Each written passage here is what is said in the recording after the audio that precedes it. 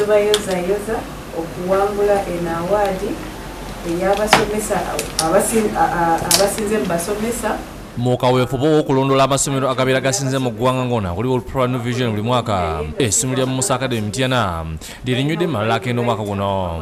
Akulira essomero lino nga ye minisita omubeezi wa gavumenti z'ebitundu Mengo Joseph Kawuki akwasiddwa engule eno ku kitebe kya Vision. Basomesa bannammwe be baawaayo erinnya lyammwe ne tubanoonyerezaako story ne tugiwandiika then ne tufuna ba judges ne bajja batabamanyi ate batakola wano Vision ne batunuulira ebintu byonna bye mukoze ne basalawo nti mwe bawanguzi.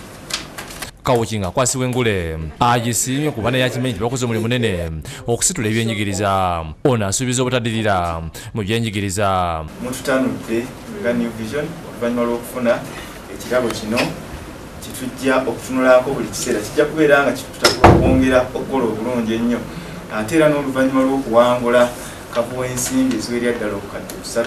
Bo abaasomerako ku ssomero lya Bidal Islamic School Kakiri bakuŋŋaanye okutema empeena ku ngeri gy'olina okutwalamu essomero lino maaso n'okwongera okumanyagana. Tuli basanyufu okubeera nti ate tufunye omukisa ne tusisinkana wano okuddamu okumanyagana n'okulaba kiki kye tusobola okukolera essomero lyaffe lino oluvannyuma lw'okubeera nti lyatutendeka.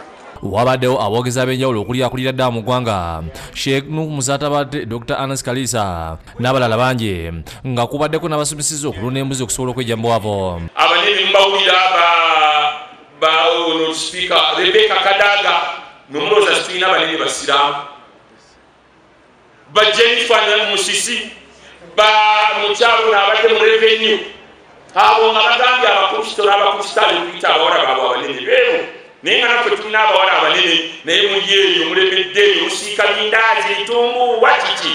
Nsazeewo nsomese bannange bayiga okulunda embuzi zino nabo bajje mu bwavu. Yakulira essomero lino Sheikh Sufan Muguluma ategeeza nti bagenda maaso n'olunaku luno okunyweza omutindo gw'ebyenjigiriza. Tijja kulwamba okukulaakulanya essomero mu ngeri nnyingi nti essomero lino lisomeseza abantu bangi nnyo nga bw'okirabyeko wali mu tenti. Abudu Kasozi ne Joseph Innocent bakusakidde guli ino ku lwa Bukedde TV 1.